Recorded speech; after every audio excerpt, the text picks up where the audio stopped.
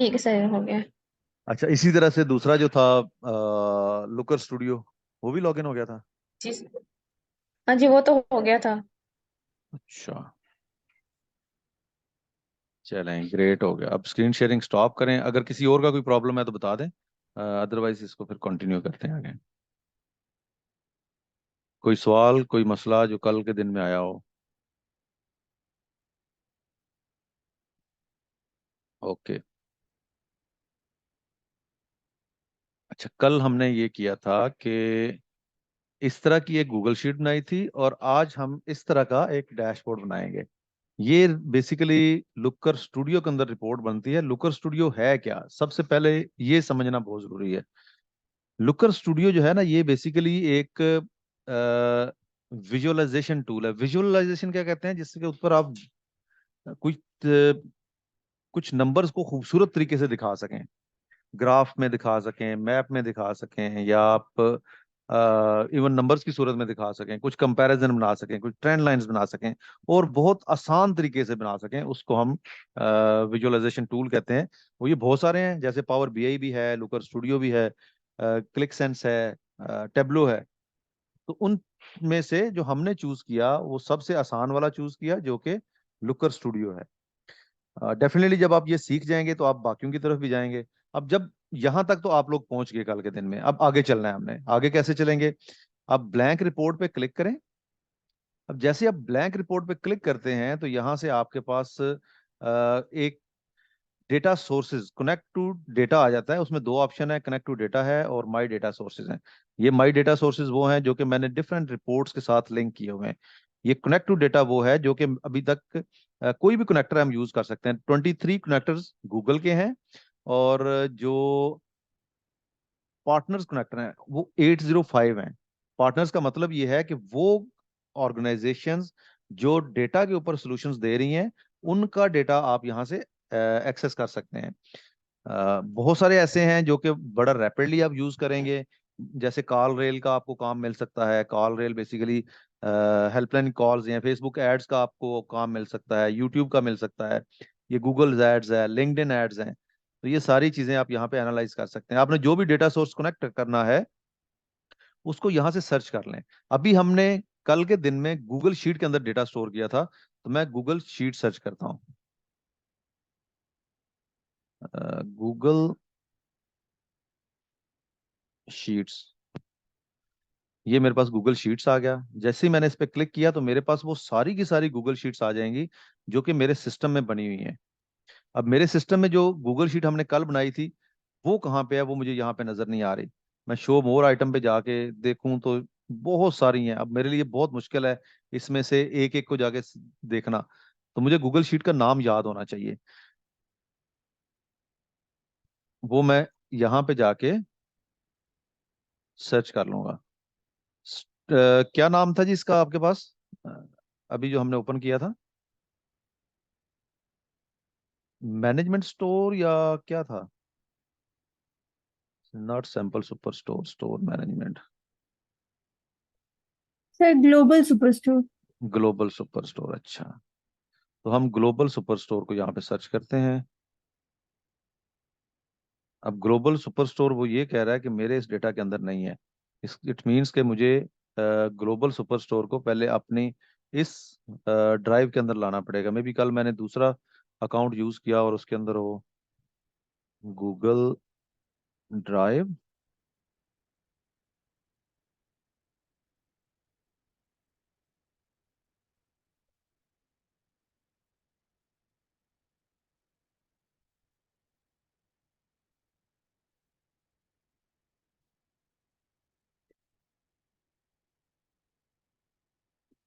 अब मुझे नहीं याद कि मैंने ये कहाँ पे रखी थी, लेकिन देख लेते हैं।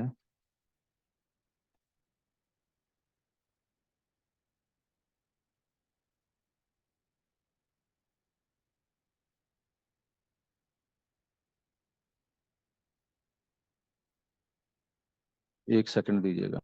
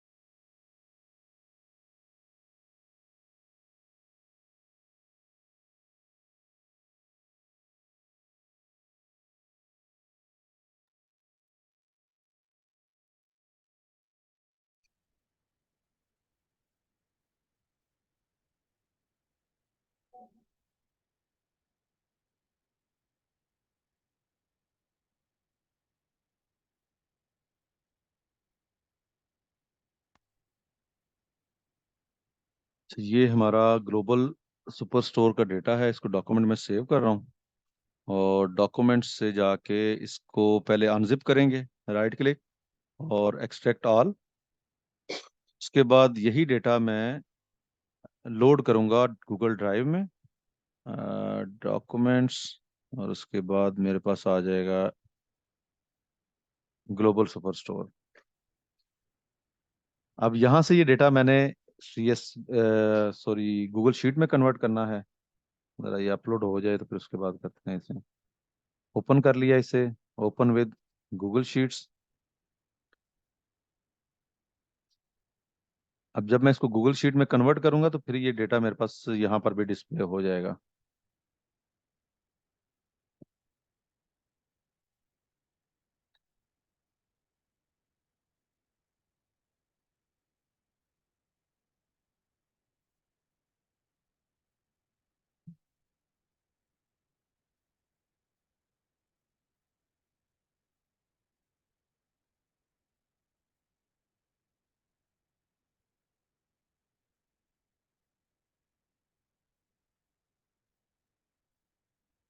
अब ये ग्लोबल सुपर स्टोर 2 के नाम से जो फाइल है, इस फाइल को हम यहाँ से सर्च करते हैं, इसको रिफ्रेश कर लें और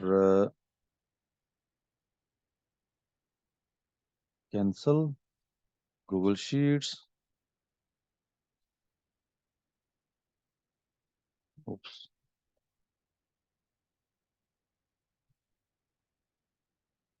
अब ये फाइल यहाँ पे आ जानी चाहिए, ग्लोबल सुपर स्टोर।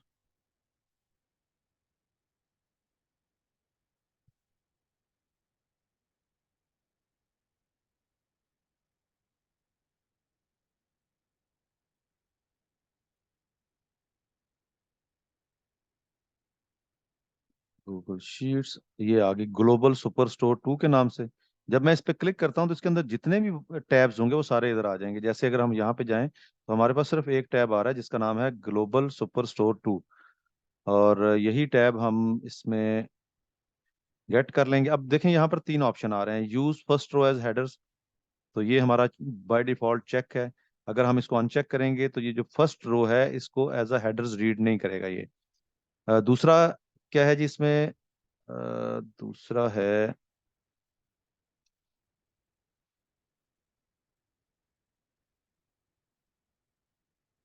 एक सेकंड दीजिएगा। अच्छा, दूसरा है include hidden and filter cells. अगर हमने इसके ऊपर फिल्टर लगाया हुआ है या कुछ शीट्स हाइड की हुई हैं, कुछ रोज हाइड की हैं, तो वो डेटा भी चाहिए। फिर है इंक्लूड स्पेसिफिक रेंज। ये बड़ा इंपॉर्टेंट है। बाज़ औक़ात ये होता है कि आप सारा डेटा इंपोर्ट कर रहे होते हैं और बाज़ औक़ात आप उसमें से कुछ स्पेसिफिक डेटा लेते हैं। जैसे फॉर एग्जांपल अगर आप कहते हैं कि मैंने ए कॉलम से लेके सिर्फ एफ कॉलम तक यहाँ पे लेके आना है, तो फिर आप इसको चेक करते हैं, ए से एफ लिख देंगे, ए कॉलन एफ, तो ये सिर्फ पहले 4-5 कॉलम को लेके आएगा। लेकिन फिलहाल हमें सारा डेटा चाहिए, तो मैं इसको अनचेक करके ऐड करूंगा, तो ये डेटा मेरे पास लुकर स्टूडियो में ऐड हो जाएगा।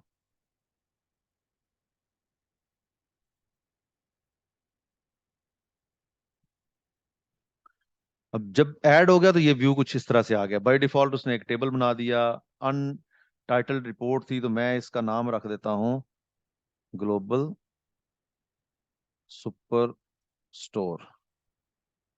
टेबल डिलीट कर देंगे। जब भी आप रिपोर्ट बनाते हैं ना तो उसका एक फॉर्मेट होता है, और ये फॉर्मेट आपने जेन में रखना है, याद रखना है। यहाँ पे भी आपको, आप देखें ये एक रिपोर्ट है तो इसका एक फॉर्मेट है। सबसे पहले उसके फिल्टर्स हैं, फिर हाई लेवल नंबर्स हैं, फिर पाई चार्ट है, और ये सारी चीजें, यही चीजें हम यहाँ पे करेंगे। तो सबसे पहले अच्छा, ये अगर सुपर स्टोर की बात करें तो आई होप कि ये मैंने पहले वो जो कॉलम सेलेक्ट किए थे वही ले लिए हैं। मुझे वापस अपनी डेटा उसी सूरत में चाहिए जिस सूरत में सारे के सारे कॉलम आ जाएं। मैं दोबारा से मैनेज डेटा में जाऊंगा और इसको एडिट करके वो सारा डेटा इसमें लेके आऊंगा।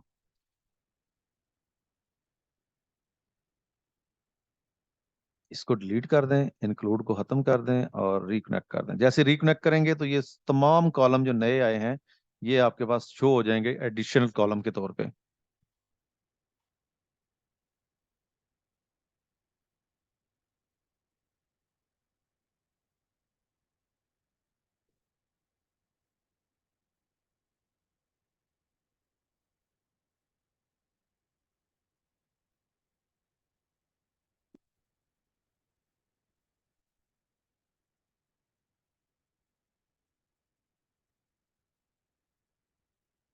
अब ये देखें, न्यू फील्ड्स के नाम से वो सारी फील्ड्स आ गई हैं जो कि पहले हम इसमें नहीं लेके आए थे। इसको अप्लाई करें और उसके बाद डन कर दें, तो ये डेटा आपके पास अब बहुत सारे कॉलम्स की सूरत में शेयर होगा। राइट साइड पे देखें तो दो ऑप्शन है, एक है डेटा का, अगर मैं इसको ऑफ कर दूंगा तो डेटा गायब हो जाएगा, दोबारा क्लिक करूंगा तो डेटा मेरे पास डिस्प्ले हो जाएगा। इसी तरह प्रॉपर्टीज है, मैं हाइड करना चाहूँ तो मैं इसको अनचेक कर दूंगा, दोबारा क्लिक करूंगा तो ये मेरे पास डिस्प्ले हो जाएंगे। कुछ और मजीद फीचर्स हैं इसके, जैसे मैंने यहाँ पर आपको नाम का बताया था, ये इसका आइकॉन है, इस पे क्लिक करते हैं तो होम टैब पे या होम स्क्रीन पे ये चला जाता है। फिर फाइल मेन्यू है, edit, view, insert, page, arrange, resource, help, ये सारे मेन्यूज हैं। डिटेल में मैं आप लोगों को नहीं बता रहा, आप लोग खुद से इसको एक्सप्लोर करें। टूल्स जो इंपॉर्टेंट है वो मैं आपको साथ साथ बताता जाऊंगा कि कौन कौन से टूल्स हैं जो कि हम यूज कर रहे होते हैं। राइट साइड पे बहुत इंपॉर्टेंट फीचर्स हैं, पहले तो आपकी प्रोफाइल है इस साइड पे, फिर हेल्प है। ये थ्री डॉट्स बड़े इंपॉर्टेंट हैं, जब भी आपने रिपोर्ट को रिफ्रेश करना है डेटा को, तो आप इसको यहाँ से रिफ्रेश डेटा कर देते हो। अगर आपने इसकी कॉपी क्रिएट करनी है तो आप यहाँ से इसकी कॉपी क्रिएट कर सकते हो, मेक का कॉपी करके। आपने एक रिपोर्ट बना ली, नया क्लाइंट आ गया, उसके लिए दोबारा रिपोर्ट वही बनानी है, इसी की कॉपी बनाए, उसका डेटा कनेक्ट कर दें तो आपकी रिपोर्ट रेडी है उसको सेल करने के लिए। अंडू रीडू, आई थिंक आप लोगों को इसका अंदाजा होगा ये क्या चीज होती है। अंडू का मतलब ये होता है कि जो लास्ट जो भी काम किया है उसको रिवर्ट कर दें, और रीडू का मतलब ये होता है कि जो लास्ट आपने अंडू किया था उसको रीडू कर दें। जूम, ये भी आपको अंदाजा होगा कि जूम इन जूम आउट किस लिए होता है। एड पेज, अब ये जो आपको व्हाइट कलर का नजर आ रहा है ना, जिस जहां पे मेरा कर्सर है, ये पेज है। हम इस एक रिपोर्ट के अंदर मल्टीपल पेजेस ऐड कर लेते हैं। अगर मुझे मजीद पेज चाहिए तो मैं ऐड पेज करता जाऊंगा और नए पेजेस ऐड होते जाएंगे। फिर ऐड डेटा है, जिस तरह अभी हमने एक डेटा ऐड किया, अगर मजीद डेटा ऐड करने की जरूरत है तो आप ऐड डेटा पे क्लिक करें, ये आपको वापस उसी विंडो पे ले जाएगा जहां से आपने डेटा ऐड किया था, तो आप मजीद डेटा इसमें ऐड कर सकते हैं। उसके बाद है ऐड चार्ट। चार्ट क्या चीज होती है? चार्ट कुछ इस तरह की चीजें होती हैं जिसमें टेबल भी हो सकते हैं, स्कोर कार्ड्स भी हो सकते हैं, टाइम सीरीज हो सकती हैं, बार चार्ट या कॉलम चार्ट हो सकते हैं। बार क्या होता है, कॉलम क्या होता है, ये हम आगे चल के डिस्कस करेंगे। पाई चार्ट या डोनट चार्ट ये आप ले सकते हैं, कोई भी इसमें रहा। मैप्स आप इसमें ऐड कर सकते हैं, फोर टाइप्स ऑफ मैप हैं, हीट मैप भी है, लाइन मैप है, उसके बाद ये फील्ड मैप है और बबल मैप है, तो ये भी हम आगे चल के डिस्कस करेंगे। फिर जियो चार्ट है, ये भी मैप की एक किस्म है। ये कॉम्बो चार्ट्स हैं, लाइन और कॉलम के साथ ये कॉम्बो चार्ट्स हैं। उसके बाद स्कैटर चार्ट है। स्कैटर चार्ट कहाँ पे यूज करना है, क्यों करना है, ये भी हम बात करेंगे। एरिया चार्ट्स ये क्या होते हैं, इसको भी हम डिस्कस कर लेंगे। फिर बुलेट ट्री मैप और सैन की है, ये सारे के सारे आपके चार्ट्स हैं जो कि आप इसमें ऐड करते हैं या इसमें यूज करते हैं। और last but not the least ये गेज है, और गेज विद रेंज है। गेज उसी तरह से है जैसे अगर आपने स्पीडोमीटर देखा हो तो वहां पर एक गेज बनी होती है। अब रिपोर्ट के फॉर्मेट की बात करते हैं कि रिपोर्ट का फॉर्मेट किस तरह से आपने बनाना है। कोई भी जब आप रिपोर्ट बनाते हैं तो सबसे टॉप पे आप उसके उसका टाइटल देते हैं उस रिपोर्ट का, कि इस रिपोर्ट का क्या टाइटल बनता है। उसके लिए हम या तो एक टेक्स्ट बॉक्स ऐड कर सकते हैं, या फिर हम उसके ऊपर रेक्टेंगल ऐड करते हैं। तो टेक्स्ट बॉक्स मैं ले रहा हूँ और इस तरह मैंने ड्रैग एंड ड्रॉप करके एक टेक्स्ट बॉक्स यहाँ पे ऐड कर दिया। अब ये रिपोर्ट का टाइटल है, जैसे फॉर एग्जांपल इस पेज का नाम है sales summary of super store, ये मैंने इसका नाम रख दिया। ये सारा सिलेक्ट करने के बाद अगर आप इसका साइज चेंज करना चाह रहे हैं तो टेक्स्ट प्रॉपर्टीज आ रही हैं, ये आप सबके पास आई थिंक डिस्प्ले हो रही होंगी। टेक्स्ट प्रॉपर्टीज पे क्लिक करें और इसका साइज आप इंक्रीज कर सकते हैं। अच्छा, साइज इंक्रीज करने के बाद अगर आपने टेक्स्ट का कलर चेंज करना है तो आप टेक्स्ट का कलर भी चेंज कर सकते हैं, जैसे मैंने लाइट ब्लू कर दिया है। उसके बाद इसको बोल्ड करना चाह रहे हैं, इसको अलाइन सेंटर करना चाह रहे हैं, ये सारी चीजें करते हैं। अब आप अगर ये चाहते हैं कि मैंने टेक्स्ट का कलर लाइट किया है तो मेरा जो बैकग्राउंड है ये डार्क कलर का आ जाए, तो फिर आपने बैकग्राउंड ऑन बॉर्डर्स पे जाना है और यहाँ से आप डार्क कलर का बैकग्राउंड चूज कर सकते हैं। अब ये देखें, ये हमारे पास एक विजुअल बन गया जिसके ऊपर डार्क बैकग्राउंड के ऊपर लाइट कलर के अंदर वही कलर हम यूज करते हुए हमने एक उसका टाइटल बना दिया रिपोर्ट का या पेज का। कलर थीम ये बहुत इंपॉर्टेंट होते हैं, इनके ऊपर जब आपने काम करना है तो बड़े ध्यान से करना है। अक्सर ऐसा होता है क्लाइंट आपको अपने कलर्स खुद शेयर करता है, वो कलर किस फॉर्मेट में होते हैं ये भी मैं आपको बता देता हूँ। चेंज कैसे करना है, ये देखें, इस टूल बार के राइट साइड पे थीम एंड लेआउट आ रहा है। जब मैं थीम एंड लेआउट पे क्लिक करता हूं तो मेरे पास दो ऑप्शन है, एक थीम का है और एक लेआउट का है। थीम के अंदर बहुत सारे थीम्स हैं जो कि ऑलरेडी बने हुए हैं, और कुछ थीम्स हैं जो कि आप खुद बना सकते हैं। अब ये लाइट थीम है, ये डार्क है, ये सिंगल कलर के थीम्स हैं। तो जिस तरह के भी थीम आपका क्लाइंट की रिक्वायरमेंट है आप वो ऐड कर सकते हैं। क्लाइंट आपको नहीं बताता कोई थीम का, तो फिर आपने क्या करना है कि आपने वो थीम यूज करना है जो कि डिफॉल्ट में आपके पास आ रहा है। जैसे यहाँ पर डिफॉल्ट में ये डिफॉल्ट टेक्स्ट के नाम से आ रहा है। कस्टमाइज करना चाहते हैं, अपनी मर्जी के कलर डालने हैं, तो कस्टमाइज थीम पे चले जाएं। अब जैसे फॉर एग्जांपल बैकग्राउंड है, बैकग्राउंड वाइट आ रहा है, मैं कहता हूँ ये वाइट ना हो, ये ग्रेडियंट कलर का होना चाहिए, और ग्रेडियंट कलर के अंदर एक साइड पे लाइट सा ब्लू आ जाए, और दूसरी साइड पे लेट्स से हम कहते हैं इस पे क्लिक करके कि ये थोड़ा सा डार्क ब्लू आ जाए, कुछ इस तरह से। अब इसको आप डन कर दें तो देखें ये ग्रेडियंट कलर की आपका बैकग्राउंड बन गया है। दोबारा थीम एंड लेआउट पे जाएं और देखें कि कस्टमाइजेशन के अंदर और क्या क्या चीजें हैं। टेक्स्ट कलर भी आप चेंज कर सकते हैं। कंपोनेंट्स, कंपोनेंट्स का मतलब ये है कि जो विजुअल्स आप इसके ऊपर ऐड करेंगे उनके भी आप कलर वगैरह चेंज कर सकते हैं। और इसी तरह से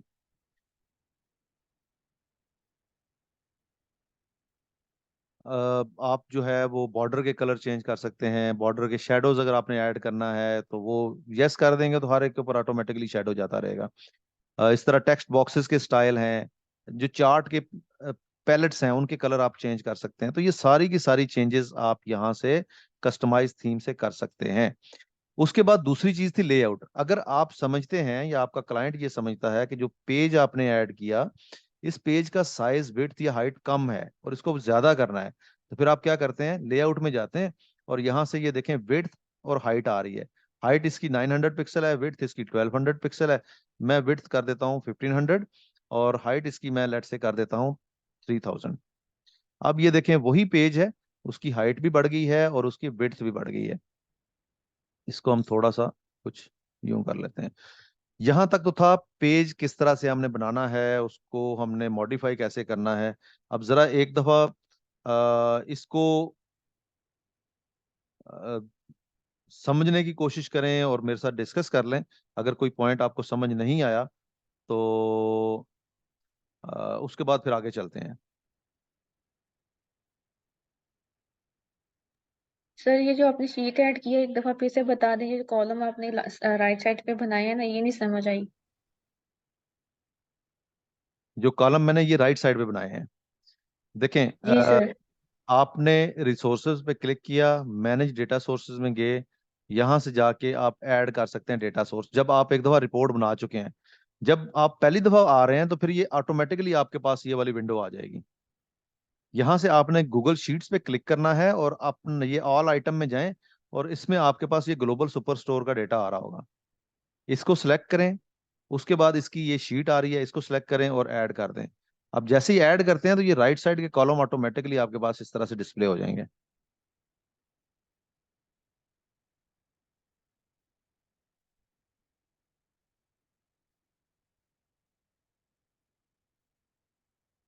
और कोई सवाल?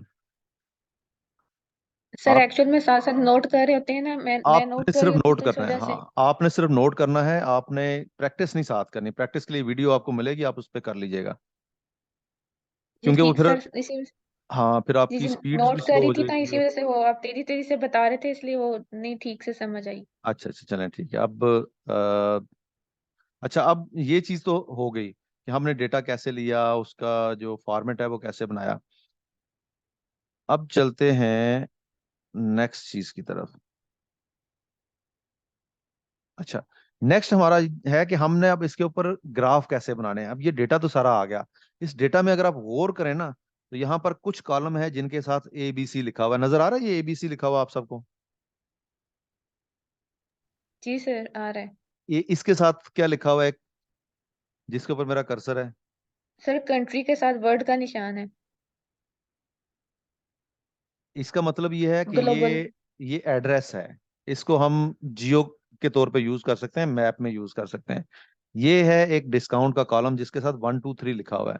इसका मतलब ये है कि ये न्यूमेरिकल कॉलम है, और इसके अंदर जो नंबर्स हैं उनको हम यूज कर सकते हैं एज कैलकुलेशन के लिए। तो हमारी जो भी कैलकुलेशंस होगी वो नंबर कॉलम के ऊपर होंगी। आपको पता है नंबर्स को ही हम सम कर सकते हैं, नंबर को ही हम मल्टीप्लाई कर सकते हैं, या हम डिवाइड कर सकते हैं। टेक्स्ट को ना हम सम कर सकते हैं ना ही मल्टीप्लाई कर सकते हैं। फिर पोस्टल कोड के साथ नंबर लिखा हुआ है, लेकिन पोस्टल कोड को हम सम नहीं करेंगे। आपको अंदाजा होगा कि ये एड्रेस को शो करता है। इसके बाद प्रॉफिट है, क्वांटिटी, रीजन। रीजन जो है ये हम डायमेंशंस के तौर पे यूज करेंगे। इसमें एक थोड़ा सा चैलेंज है, इसके अंदर जो डेट है ये भी टेक्स्ट कॉलम में आ रही है। उसकी रीजन ये है कि इस डेट को हमें पहले चेंज करना पड़ेगा, यहाँ से जो हमारी गूगल शीट थी उसके अंदर इसको चेंज करना पड़ेगा टू डेट कॉलम। उसके बाद जाके ये होगा। जैसे फॉर एग्जांपल मैं अगर ये सिलेक्ट करूं, फॉर्मेट में जाऊं, और यहाँ से नंबर की बजाय मैं इसमें डेट ऐड कर लेता हूं।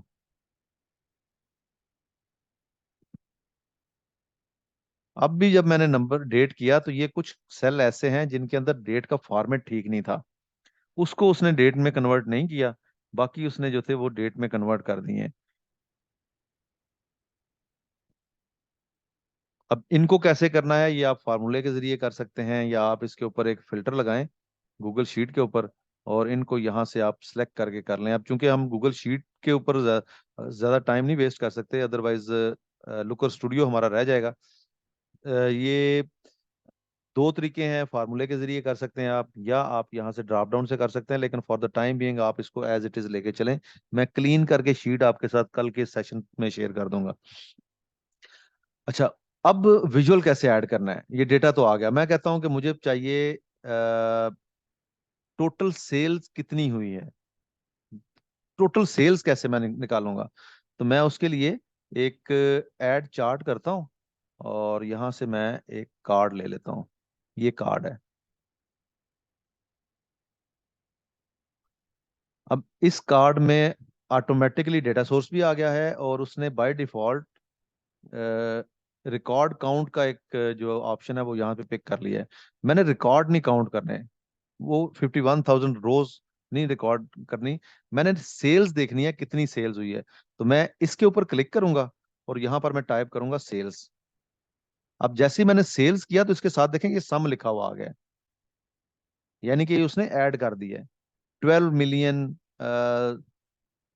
642K 501.91 डॉलर्स की सेल हुई है।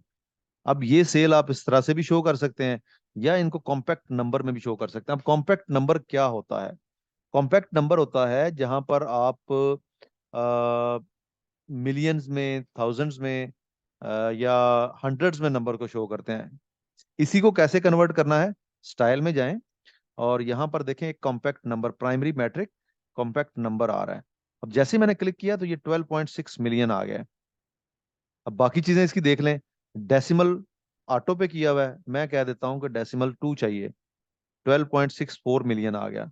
अब इसकी अलाइनमेंट थोड़ी सी देख लेते हैं। अब ये थोड़ा नीचे आए तो देखें इसमें अलाइनमेंट हुई हुई है। अच्छा, इसका हम कलर वाइट करते हैं और बैकग्राउंड चेंज करेंगे। अलाइनमेंट इसकी क्या है जी? इसकी अलाइनमेंट है लेफ्ट पे, तो मैं इस सारे की अलाइनमेंट को राइट पे कर देता हूँ। अब metric name, sales, metric value 12.64 million, और कंपैरिजन, कंपैरिजन हमने ऐड नहीं किया, वो मैं भी आपको ऐड करने का तरीका बताता हूँ। तो ये हमारे वैल्यूज एडजस्ट हो गई। अब बैकग्राउंड भी मुझे डार्क करना था, तो मैं इस पे क्लिक करके ये बैकग्राउंड लेके आ जाता हूँ। अब देखें इसका एक डिफरेंट कलर भी बन गया, शेप बन गई। अब इसको मजीद अगर थोड़ा सा आप बेहतर करना चाहते हैं या खूबसूरत करना चाहते हैं, तो यहाँ पे देखें बॉर्डर रेडियस आ रहा है। बॉर्डर रेडियस पे क्लिक करें और कोई 25 के लगभग इसका रेडियस कर दें। तो ये राउंडेड रेक्टेंगल में आपके पास एक शेप बन जाएगी, एक विजुअल बन जाएगा। मजीद चीजें देख लेते हैं। शेडो भी ऐड कर लें। शेडो ऐड किया तो ये ऐसे लगेगा जैसे ऊपर हमने अलग से कुछ चीज रखी हुई है सरफेस के ऊपर। ये बन गया जी हमारा पहला विजुअल। अब कंपैरिजन इसका ऐड करना है। आप जब भी इसमें कोई चीज ऐड करेंगे तो याद रखें आपने इसका कंपैरिजन जरूर ऐड करना है। कंपैरिजन कैसे ऐड करते हैं? इस ये जो सेटअप है इसमें नीचे आ जाएं, यहाँ पे लिखा हुआ है अदर कंपैरिजन ऑप्शंस। अगर आप इस ड्रॉप डाउन पे क्लिक करेंगे तो आपके पास ये ऑप्शन आ रहे हैं, वैल्यू है, मैट्रिक है, नॉन है। ये अब अदर क्यों आ रहा है हमारे पास? डेट का कंपैरिजन क्यों नहीं आ रहा? क्योंकि हमारे पास डेट का कॉलम नहीं है इसके अंदर। अच्छा, मैं फॉर द टाइम बीइंग आप लोगों के लिए ये जल्दी से इस डेट कॉलम को जो है वो करता हूँ, फॉर्मेट करता हूँ ऑर्डर डेट को, और इसको हम as a date column use कर लेते हैं। फार्मूला मैं आप लोगों के साथ शेयर करूंगा, इसी तरह से इसको पेस्ट करके आप लोग भी क्लीन कर लीजिएगा।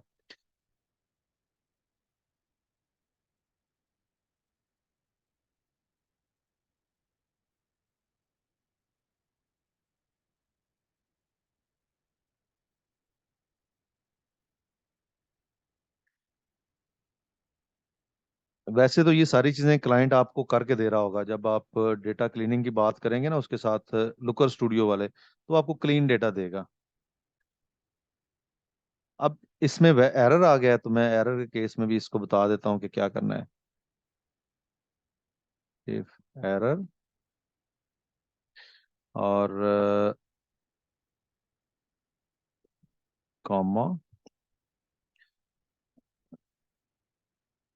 डेट।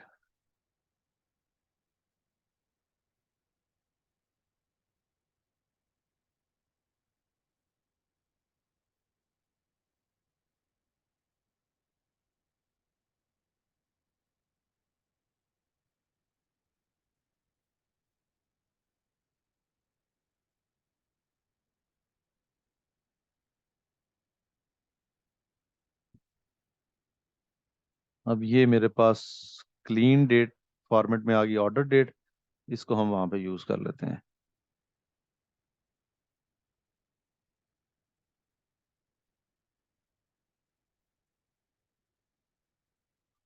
ये फार्मूला मैं चैट में कॉपी कर रहा हूँ, ये आप सब लोग अपना डेटा इससे क्लीन कर लें प्लीज।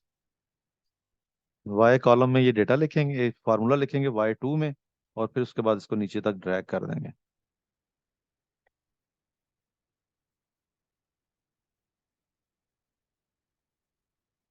ये लाजमी कॉपी कर लें अपने पास इस गूगल शीट के अंदर जो आपने बनाई है, और हो जाए तो यस लिख दीजिएगा।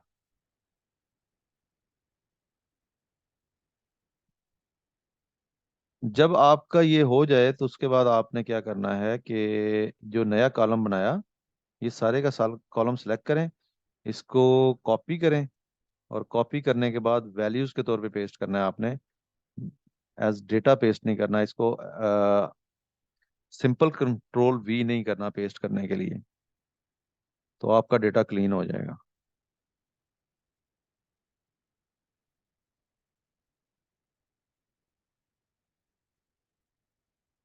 इधर लाके ऑर्डर डेट के ऊपर राइट क्लिक करें, पेस्ट स्पेशल एज वैल्यूज कर दें। अब ये देखें, ये सारा डेट में कन्वर्ट हो गया। वाई कॉलम को जिसमें फार्मूला लिखा था वो मैं डिलीट कर दूंगा उसको, और वापस लुकर स्टूडियो में जाके इसको मैं रीलोड कर लूंगा। या अगर रीलोड से ये डेट कॉलम नहीं ऑर्डर डेट लेगा, तो फिर मैं इसको रिकनेक्ट करूंगा। ये हमारा ऑर्डर डेट का कॉलम है।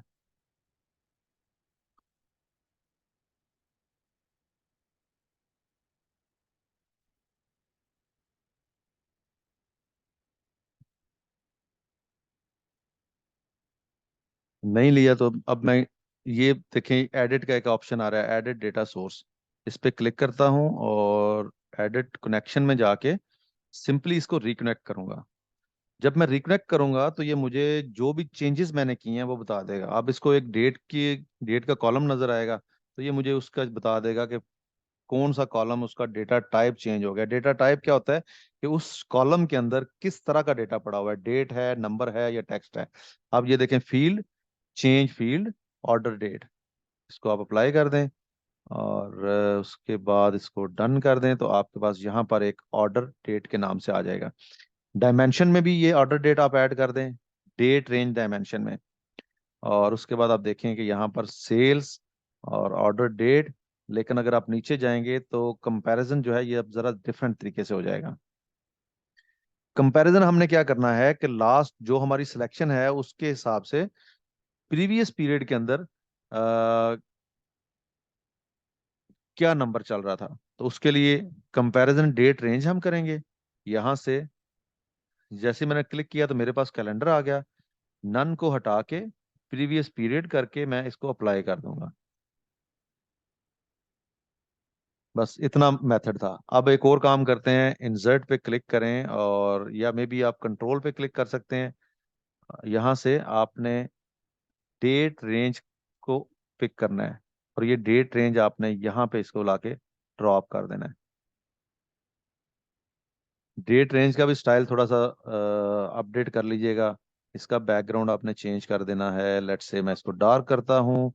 इसका टेक्स्ट जो है ये मैं वाइट कर देता हूँ, और यहाँ से भी हम टेक्स्ट इसका वाइट कर देते हैं, और ये टेक्स्ट भी इसका वाइट कर देते हैं। तो जहां जहां पे इसका टेक्स्ट यूज हो रहा है वो वाइट हो गया अब। लेकिन अनफॉर्चुनेटली हमें यहाँ पे भी हमने कर दिया, तो लास्ट पे जो बैकग्राउंड है वो भी हम हेडर्स, हाँ ठीक है। अब इस डेट से अगर आप कुछ सिलेक्शन करते हैं, जैसे फॉर एग्जांपल मैं 20, सॉरी 2013 का डेटा ले लेता हूँ। 2013 जनवरी से लेके